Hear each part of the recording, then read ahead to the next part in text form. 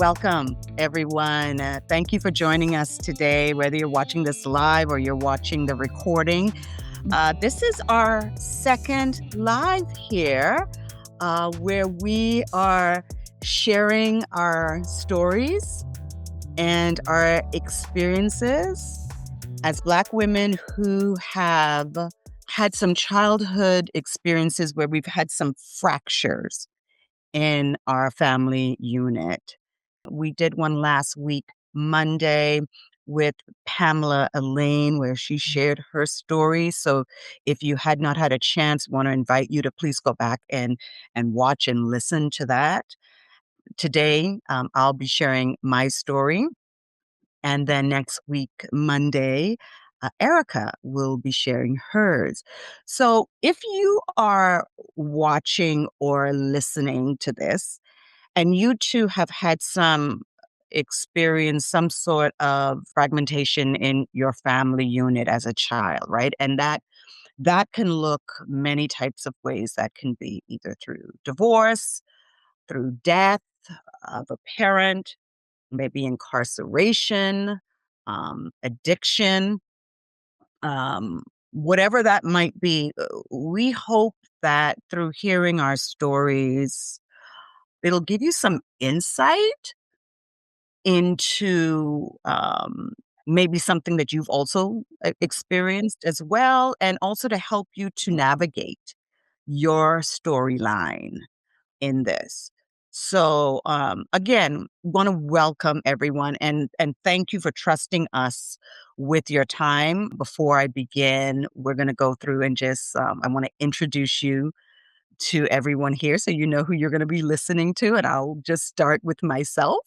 And my name is Marjorie Bostwick Phoenix. And I'm a leadership evolution architect. And I work with organizations and female leaders who are in that threshold period. And the threshold for organizations could look like change management.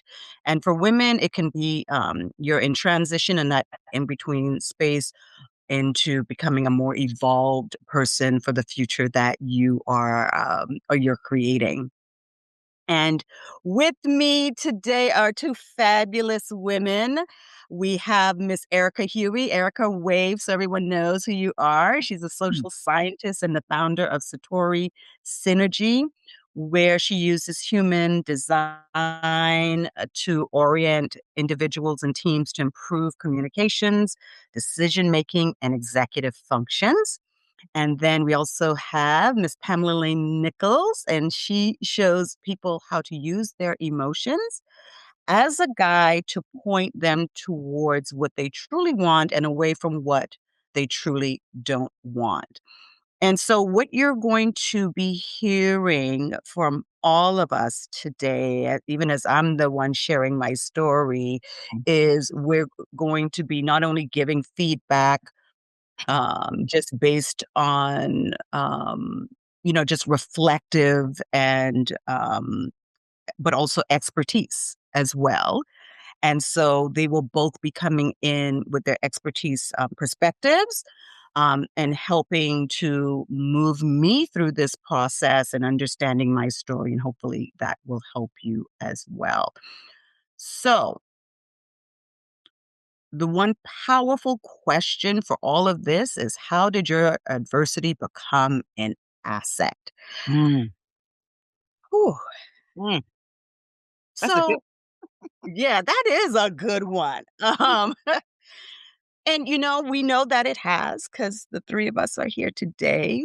And I always say we use these stories as we flip it on its head Mhm, and use it to move ourselves forward. And as I was thinking about my story, and I shared with the both of you that, you know, if I think about a defining moment, it was, really difficult because there were so many layers mhm, that the fracture brought. But if I really think about where it really like stood out for me and where I lost my footing was at the age of 12. mm, I was sent to America from the Bahamas, where my family is from, and I was sent here to go to school. And I'm 12 years old.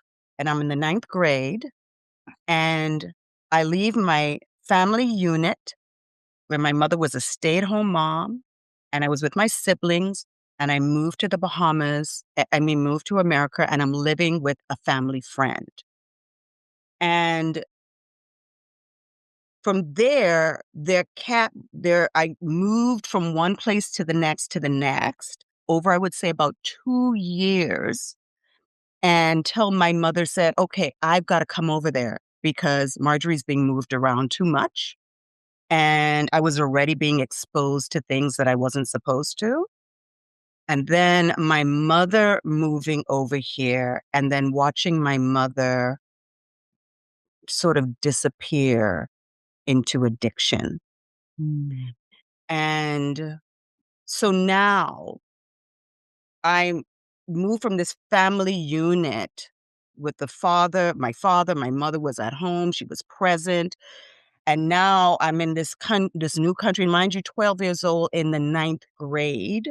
So I was already one of the youngest in a public school setting, moving from a private school setting.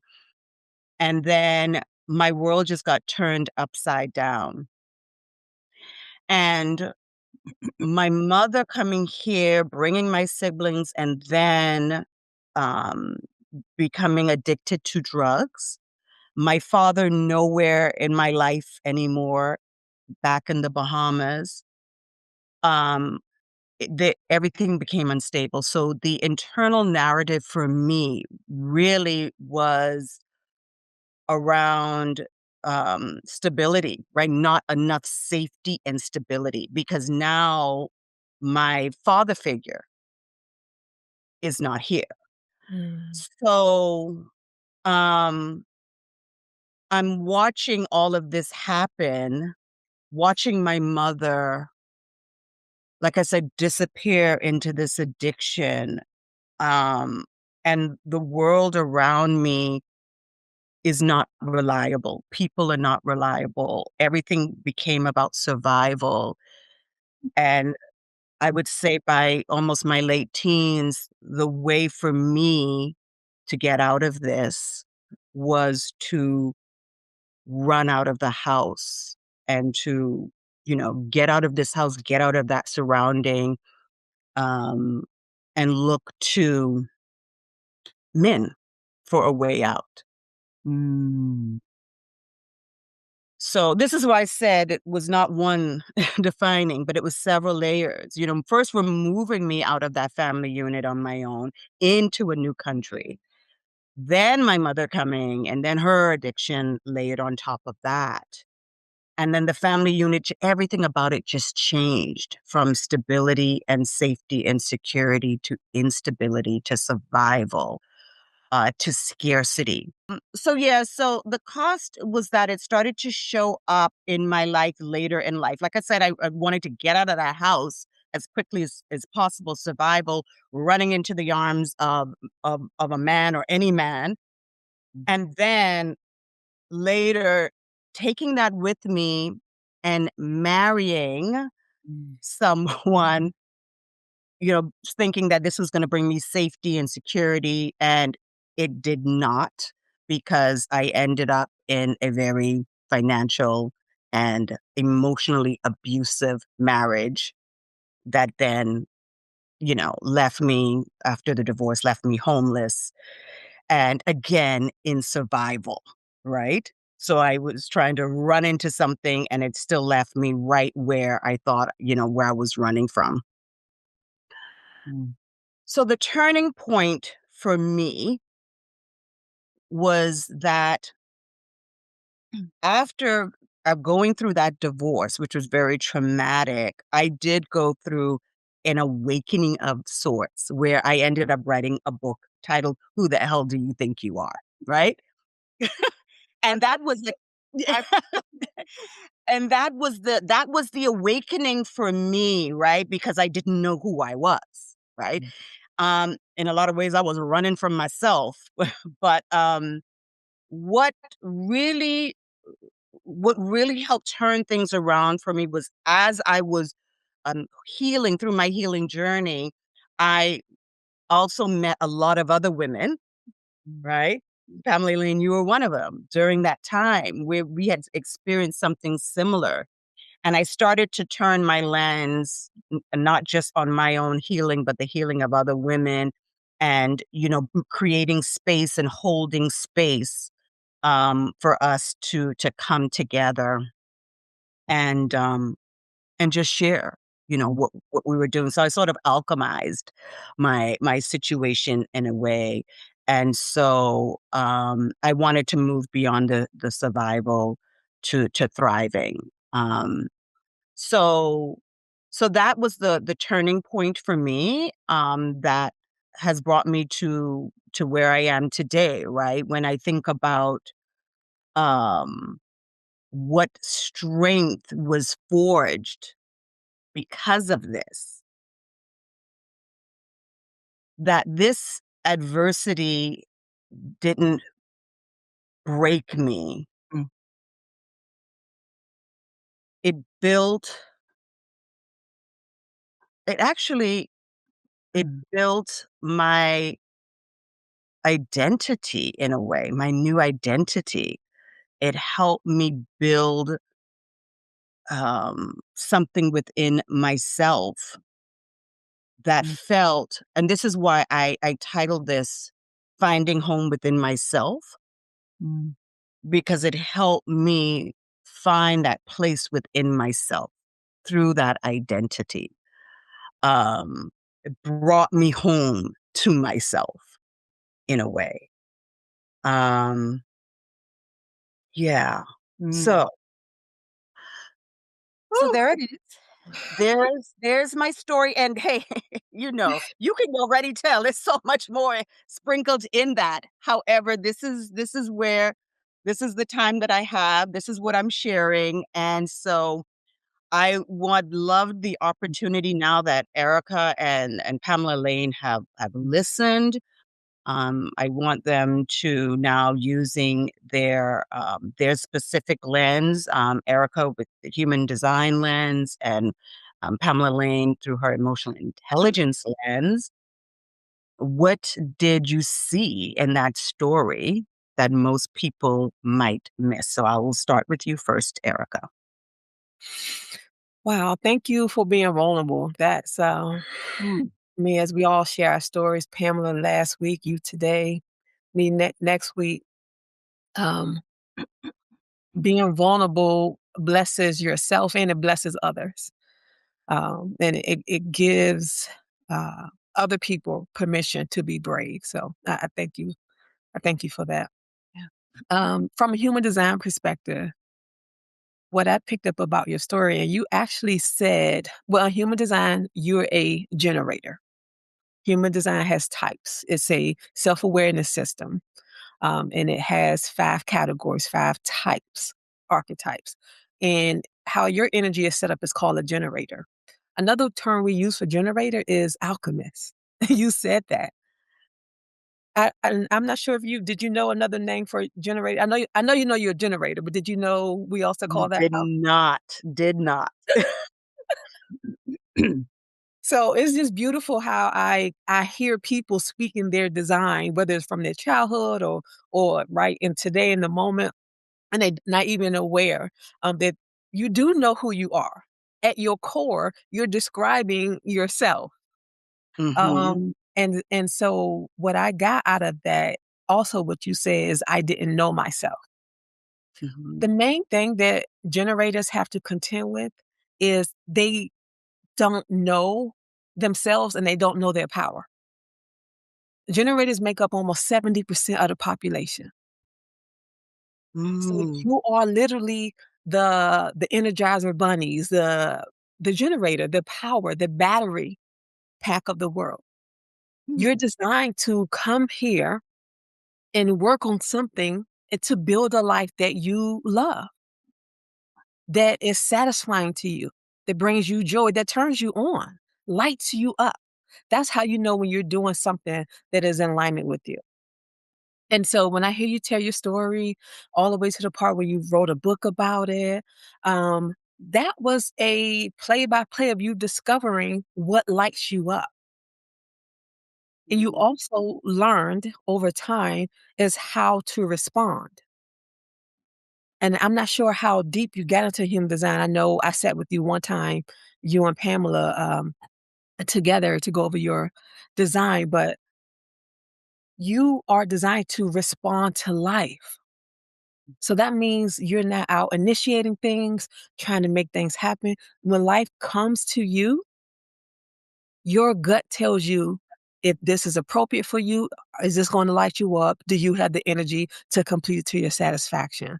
And so, what I hear is those circumstances in your life, and as your story share, you have many different circumstances, as we all do, circumstances where you had to learn to navigate. And then, as the year goes on, year after year, I hear you learning to center yourself, orient yourself, and then respond to life and just say, yes, this is for me, or no, this isn't for me. And the first question you ask yourself to start that journey to self-awareness was the title of your book. Mm. Right? Mhm. And so that's what I picked up immediately. Mhm. Mhm. Oh, wow. As you were saying that, I'm nodding, but inside, like, my gut area was like, "Yeah, yeah, yeah, yeah, yeah, yeah, yeah." That's what it's all, and it's almost like, life, presents these things to you, and at that point, deep within you, you don't probably know it at the surface level, Right. but, deep within, it's like, "You got this. You got this," right? The Sort of spirit thing. knows, your soul knows, your body knows. Your mind is trying to talk you out of it. Your mind is other people's thoughts. And so that's why human design, supports the notion of you getting into your body, embody your soul, your spirit, your heart. Mhm. Because your Yeah. mind is probably someone else's, thoughts they're projecting onto you. Probably if I was you, I woulda did this, or that's other people's business. What I tell my Mhm. clients, "Just drink water and mind your business. Live your life. Listen to your body." I love that. So true. And, and as I'm sitting here and telling the story and starting from, that age 12 and coming to this country too, I also had to learn then, like, how to adapt and how to respond to life, Mm, even at age 12, right? And watching all of these things sort of trigger this next shift in my life in Mhm. all of these different ways. Mhm. So it's like the generator in me is there from a child, Mhm. right? Right. And so that just tells me too that that's something that even our children need to learn. We don't need to wait till adulthood to Mhm. introduce them to human design in that way. It's something that we definitely want to teach our children. So thank you for that, Erica. Pamela Lane. Yeah, and I think that we don't have to wait to teach our children emotional intelligence either. That's right. And I really I lit up when you made that statement. Now, before I give you my perspective, I wanna just make one thing clear about what we're doing here, and that is this is not therapy. None of us here are trained therapists, for those of you listening, but we do bring a particular lens that we believe every person's story, whether ours here or your story as a listener, has components of, which is Erica just shared human design. I'm going to give a little bit about emotional intelligence. And then, of course, Marjorie's going to wrap it up with evolution or being evolved. But we want to make sure that's clear. And we all are believers in therapy. yes.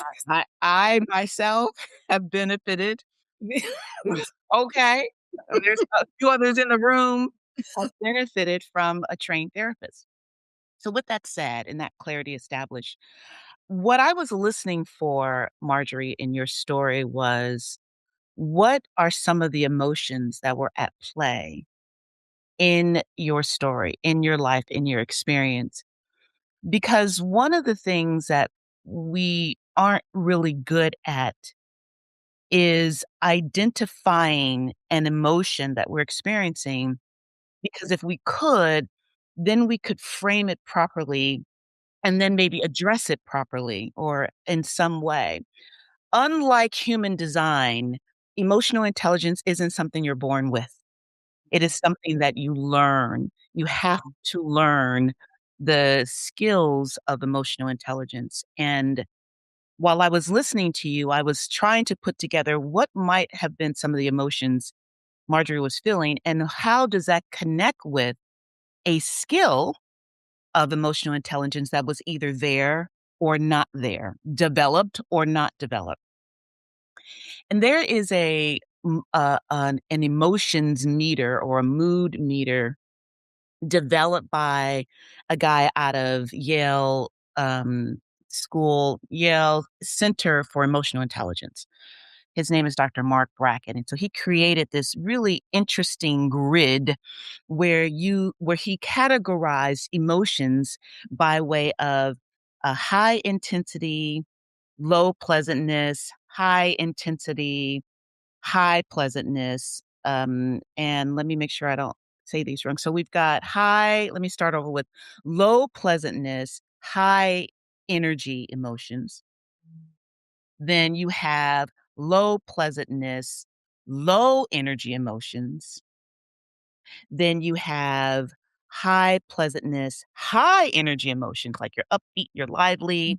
You have high pleasantness, low energy emotions, like satisfied or restful or blessed or fulfilled. And he categorized them into colors. So while I was listening to you, I was thinking, what colors are red, yellow, blue, and green. I was trying to think about what color was she living in, experiencing. And some of the emotions that I came up with, and you tell me if these are some of them were in the high energy, low pleasantness. So you're not enjoying the emotion, whether you can name it or not, but it was really unpleasant, like frightened. Would that be a fair emotion to say you're experiencing? Yes. Yeah. And how about uneasy? Yes. Yeah. Mhm. Right. And what about worried? Oh, definitely. Yeah. So you just named emotions that were running the show in the low pleasantness, high energy, and the low pleasantness, low energy. So that means you had a bunch of emotions running around within you. And so from there, I'm thinking, how did she, what were the skills at play or absent in those emotions? And so you said that you left. Like at one point, you were like, I'm out of here. I'm rolling and I'm going to roll.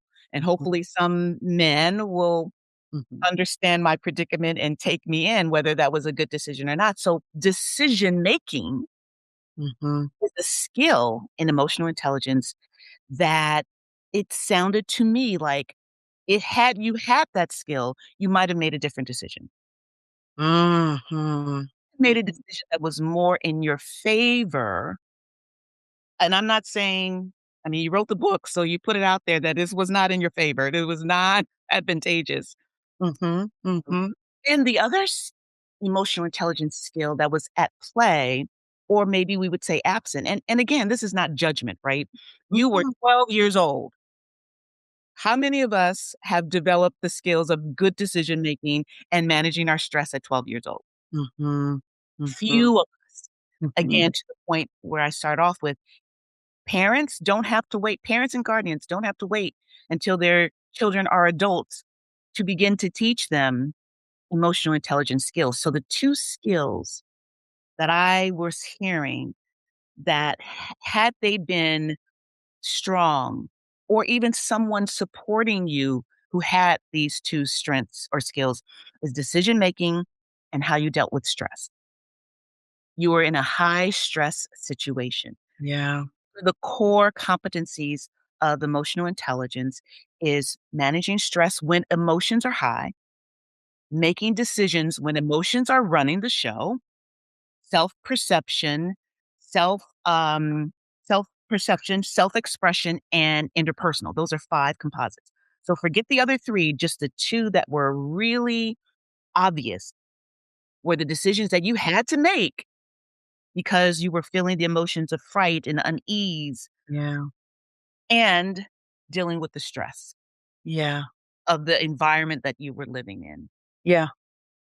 So Yeah. that to me, this is a call to all of us that emotional intelligence is paramount for us to understand as how we use our energy and how Mhm. we are taught to use that energy. Combining that with human design, with who you are as a generator. Mm, And look, mhm. I'm pretty sure you didn't know you were a generator either. But Right. you didn't know you couldn't label it. Right. Erica said your soul knew, but your Mhm. language wasn't Mm. there. And it's the same with emotional intelligence. We're feeling something, but we don't know what to do with it because Mhm. taught Mhm. what to do with what we're feeling. We've not been taught to name it, and we've not been taught how to deal with it. Yes. How does Yeah. that work for you? No, it lands hard because it's true because as you talk about that and it's interesting that I didn't mention any of the emotions, but even now I can feel them. Right? Mhm. Even now, like, as a child, I remember, like, having this calendar on my wall marking down the days that I get to go home and see my family, right? I remember sitting and watching people engage in things I'd never seen before and being, like, so like, "What's gonna happen to me?" I remember feeling like I had no control, Mhm. right? Yeah. And that's, I have no control, I have no say. Mhm. Um,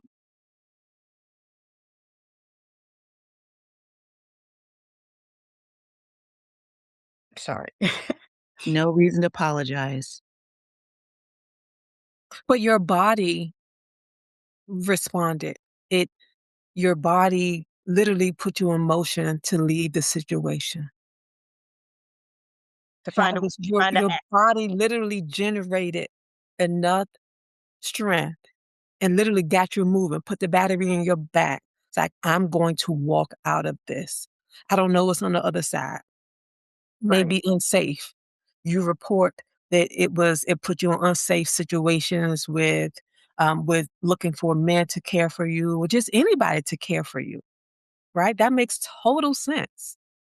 But I just wanna just to point out and just to empower you and orient you in this moment, your body did what it designed to do. It literally moved you out of that situation, and it continued to move you.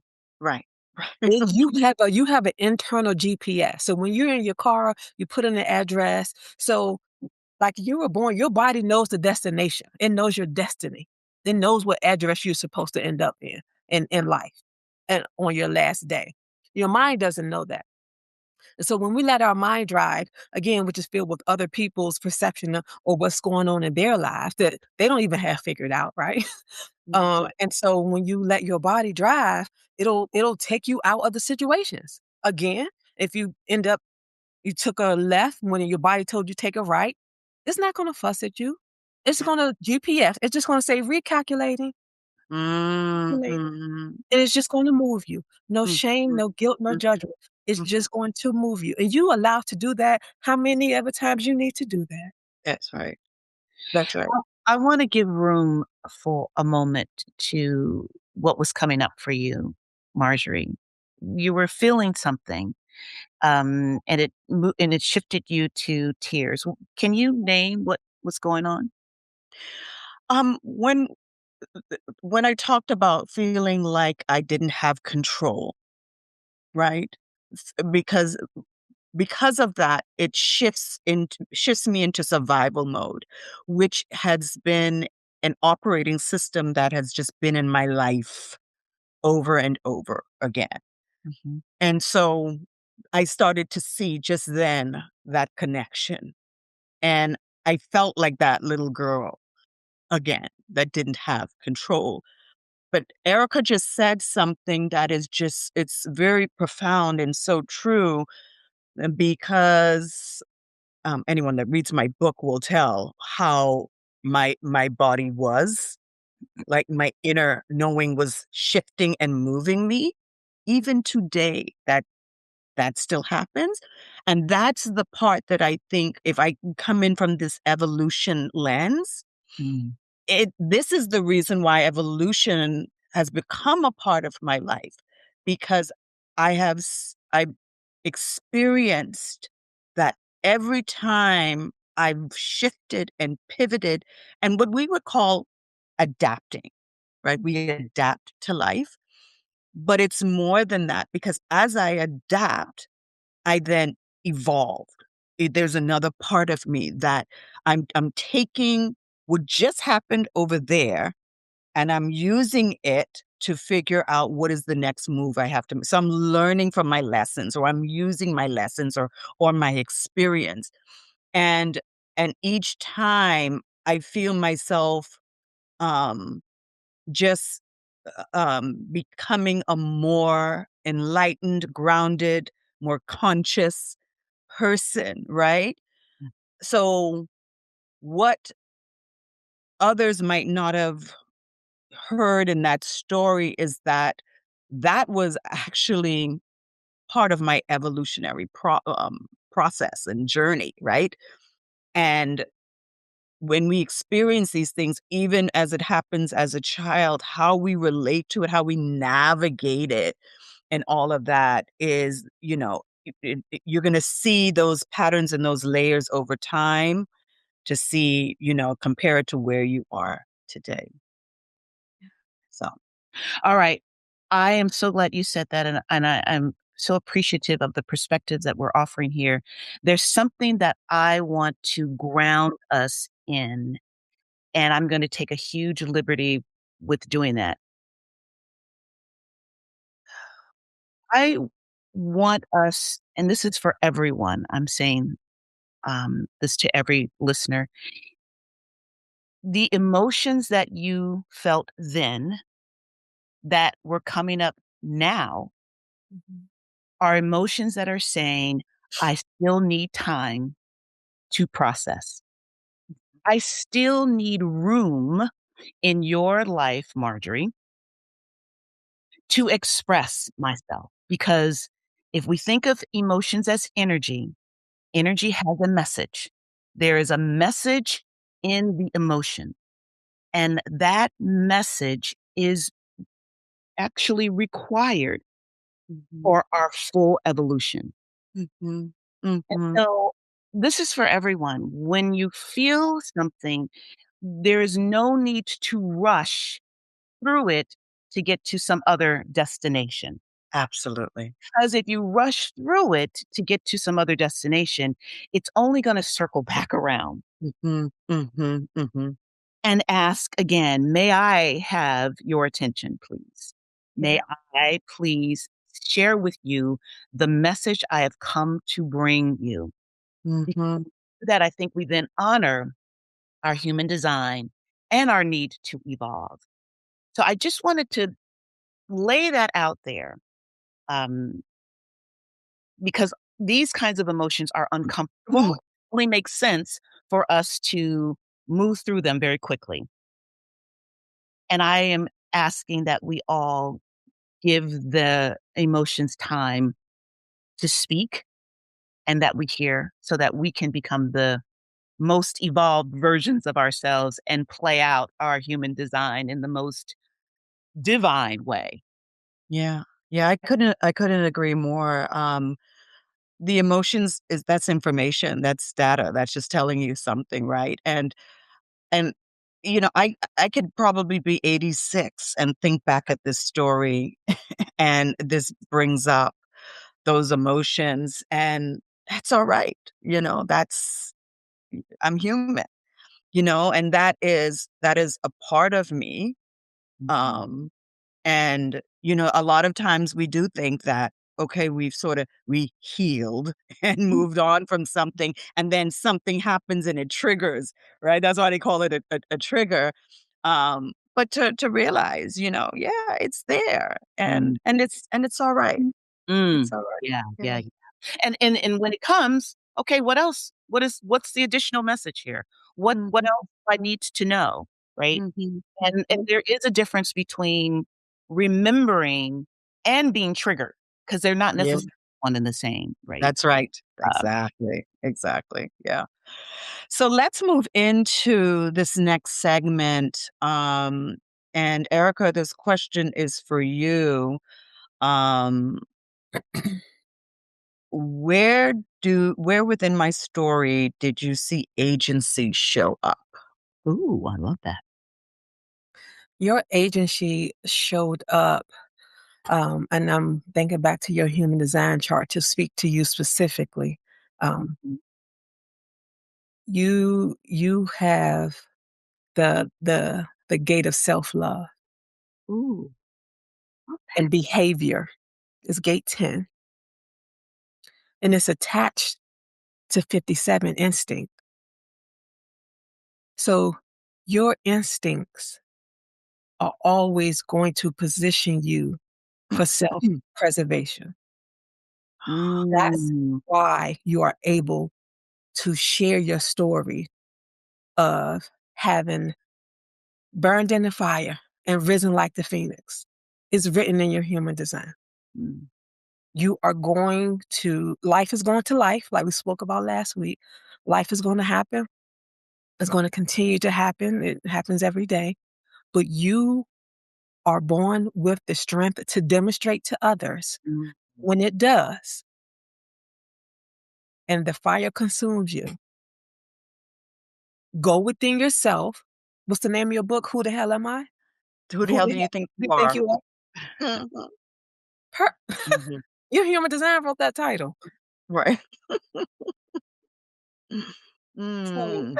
it is literally, it is literally your instinct has been telling your story, mm, wrote that for you. It has been taking you through all of your circumstances and it will continue to.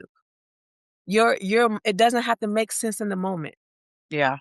Instincts, intuition by definition is not a mental process. That's in the mhm, body. Right, right, right, So right. trying to make sense of an action, a behavior, something you do in the moment that's an instinct or an intuition, and that's supposed to make sense in the moment. It's supposed to keep you safe, alive. Those are your survival instincts in the moment. That's the instinct you have before you walk into traffic. You check for cars, or if you did check and a car comes, you respond. The Yes. mechanics of your body has always been there. I heard that in your story, every aspect of it, and it's still there today. That is why you have this divine and enriched story and as an example to others. And everyone has a different design. Everyone's not going to live the life you live, or if someone was put in your circumstances, may not have survived. mm, Yeah, yeah, You were literally, this is how you were designed to thrive. Only you right. can walk in your shoes as successfully as you have Mhm, and come back and reinvent it yourself. Um, mhm. so Wow. I love that for you. You're doing it. Whether you have the language for it or not, Yeah. whether you have the understanding of it or not, but I've seen how you were designed to thrive. mm, And you're doing it. And if you want to empower yourself more, you could just dig deeper into your human design, learn the language, learn your mechanics. It's an SOP for your body. Yeah. Oh, It's an SOP wow. for your life. People, my 20-year-old, speaking about children knowing their human design, my teenager and my 20-year-old know their human design. I told them human design years ago. mhm, And so they know, and like you know how you're designed to thrive. So then when they Yeah, make decisions, life still happens. They see how to respond to things. yeah, yeah. And I don't have your chart memorized, but I do know you have the 1057 because my 20-year-old has that as well. So I've had many conversations about that, teaching her when you go out in the world, trust yourself. Mama's not there with you, mm, but God is always there with you. And He's right here in that 1057. When He speaks to you and says, don't go down that street, don't make that call right now, Yeah, yeah. God talking to you through your gut and your instincts. And you've been doing that, Marjorie. Mm. Yeah, Erica, thank you so much for saying that because I will tell you, I felt for the longest like I was not connected to my instinct, but I think that my inner knowing was yeah, it was there Yeah, it's and it was clear as day operating, to me.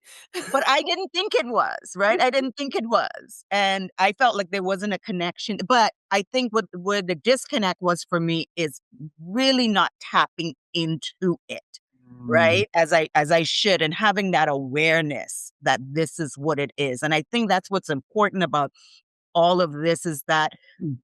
we're giving people this understanding that you can have an awareness of how things are operating within you based on, the storyline from your childhood and how Mhm. you now can use this to navigate and move yourself forward, in your life.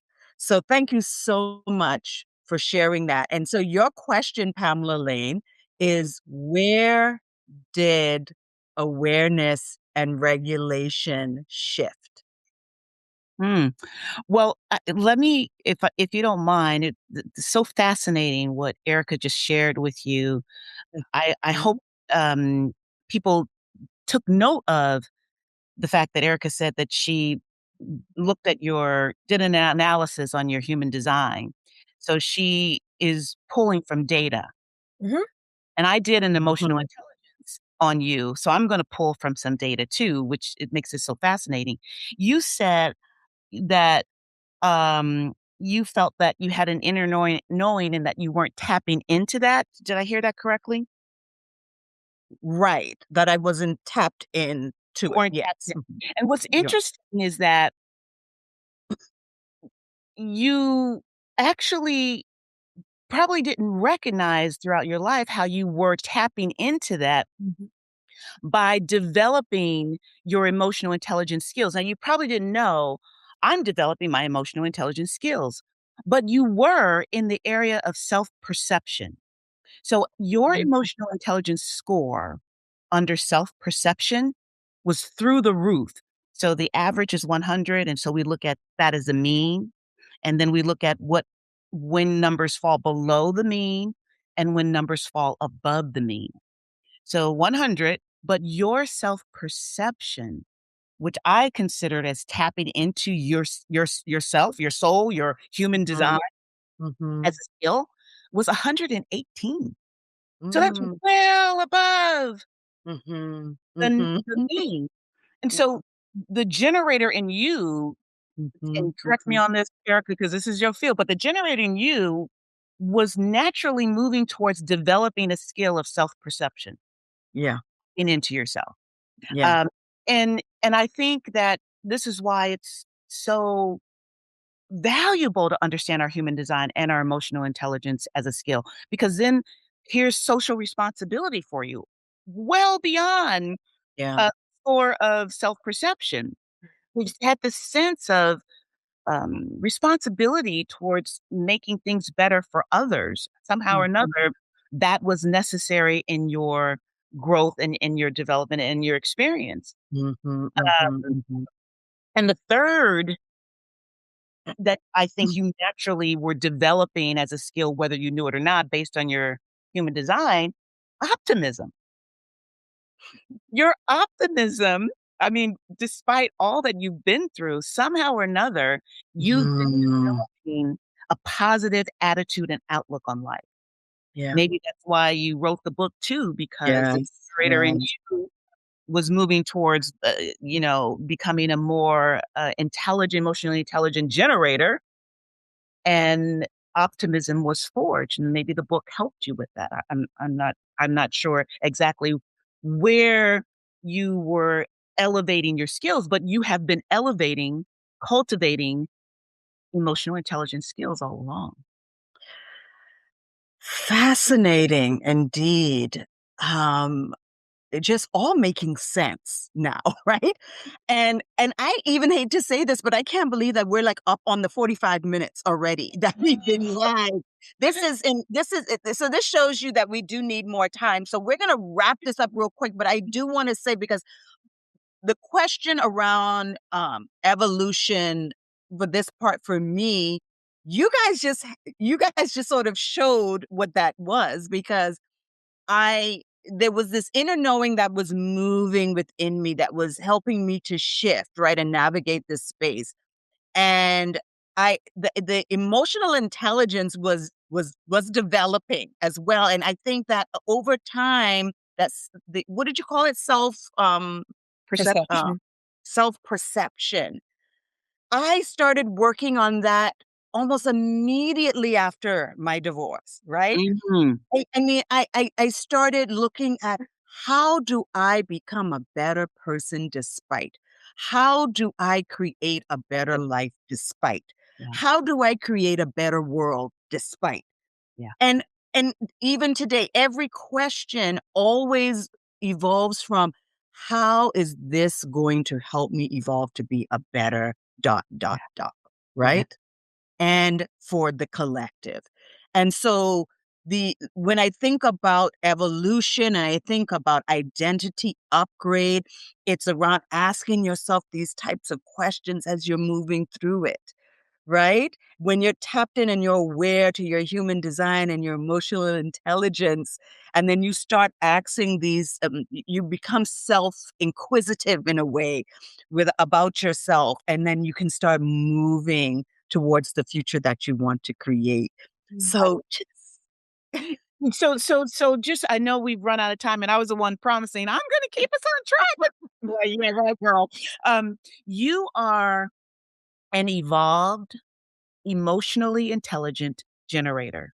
That's what you've shown us today. Last week, I think I demonstrated through my story an evolved, emotionally intelligent manifester.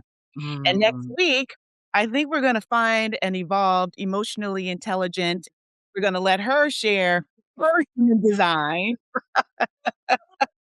with us next week. This is really the interplay of most 3 skills. definitely, most definitely. Yeah. So we want to leave the audience at least with three reflective questions. We at least want to do this as you listen to my story and you reflected on it. I want you to think about these three things, like, what belief did you form in your childhood that may not be true anymore? It's always good to think about, right? Um, what part of your adversity might actually be your superpower? Ooh, that's good. Mm. Yeah. And where are you still operating from survival instead of evolution? And sometimes that takes a little bit more digging, but it's good to think about that. So if you have some responses to those questions, please feel free to comment below here, or send either one of us a direct message here on Substack if you have questions about evolution, emotional intelligence, human design, and we'll definitely respond and get back with you. So, to close this session today, one sentence from my storytelling is, my adversity became my way home to myself. Oh my God. Oh my God. I want to cry again. Okay. That's good. This has been so beautiful. And I just want to say too that, your